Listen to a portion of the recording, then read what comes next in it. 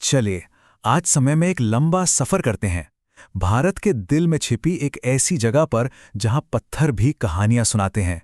हम बात कर रहे हैं भीमबेटका की गुफाओं की। ये सवाल ही तो है जो हमें इस सफर पर लेकर आया है। तो चलिए साथ मिलकर इन प्राचीन पत्थरों की आवाज सुनने की कोशिश करते हैं। तो सबसे पहला सवाल, आखिर ये भीमबेटका है कहां और ये इतना खास क्यों है?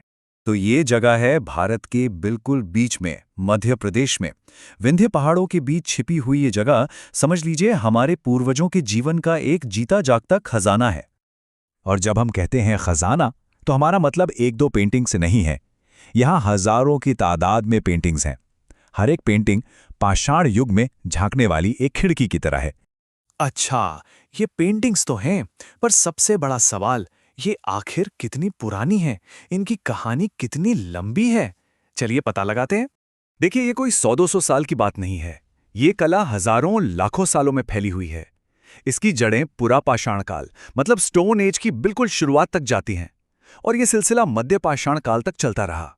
आप सोच सकते हैं इंसान की क्रिएटिविटी का कितना लंबा और कमाल का सफर है ये। तो अब तक हमें ये पता चल गया कि ये पेंटिंग्स हैं कहाँ और कितनी पुरानी हैं। अब आते हैं असली मुद्दे पर। इन पेंटिंग्स में बना क्या है? सोचिए, उस जमाने के कलाकारों ने अपनी गुफा की दीवारों पर बनाने के लिए क्या चुना होगा।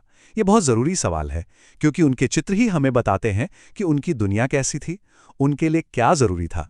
उनकी दुनिया में जानवरों का बोलबाला था। जंगली सांड यानी बाइसन, हाथी, बाघ, भालू, गैंडे, ये सब उनकी पेंटिंग्स में भरे पड़े हैं। ये सिर्फ तस्वीरें नहीं हैं, ये इस बात का सबूत है कि ये जानवर उनकी जिंदगी का कितना अहम हिस्सा थे। लेकिन ये पेंटिंग सिर्फ जानवरों के बारे में नहीं है। ये हमें बताती हैं कि वो लोग रहते कैसे थे, उनका समाज कैसा था, उनके विश्वास क्या थे। चलिए इन रंगों में छिपे उनके जीवन को थोड़ा और करीब से देखते हैं। खासकर जो अपर पैलियोलिथिक एज के चित्र हैं, उनमें लाल और हरे रंग का खूब इस्तेमाल हुआ है। और कमाल की बात तो यह है कि ये रंग उन्होंने आसपास के पत्थरों और खनिजों से बनाए थे। जरा सोचिए, हजारों साल पहले बनाए गए रंग आज भी अपनी चमक बनाए हुए हैं, है ना कमान? इन पेंटिंग्स से हमें उनके समाज की झलक भी मिलती है, जैसे शिकार करते हुए लोगों के चित्र। इससे पता चलता है कि ये उनकी जिंदगी का कितना बड़ा हिस्सा था। कुछ तस्वीरों से ऐसा भी लगता है कि शायद उस वक्त धार्मिक रीति रिवाजों की शुरुआत हो रही थी और काम का बंटवारा भी होता था। चलिए अब इस कहानी के सबसे दिलचस्प और कह सकते हैं कि सबसे रहस्यमयी मोड़ पर आते हैं।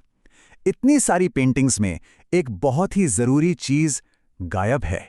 उन्होंने लगभग हर जानवर बनाया जो उनके आसपास था, लेकिन एक ऐसा जीव है जिसका जिक्र मध्य पाषाण काल की पेंटिंग्स में कहीं नहीं मिलता।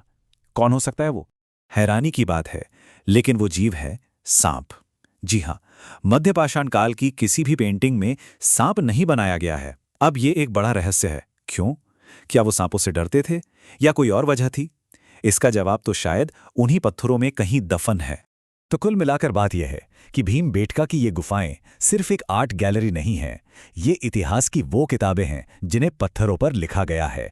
ये उस जमाने की कहानी सुनाती हैं जब लिखने पढ़ने का कोई जरिया नहीं था। ये पेंटिंग्स एक बात तो साफ कर देती हैं कि आर्ट यानी कला हमेशा से इंसानी जिंदगी का एक जरूरी हिस्सा रही है, और ये हमें सोचने पर मजबूर करती है कि जिस तरह उन लोगों ने अपनी कहानी पत्थरों पर छोड़ी, हम आने वाली पीढ़ियों के लिए क्या छोड़कर जा रहे हैं। हजारों साल बाद हमारी कला क्या कहानी सुनाएगी?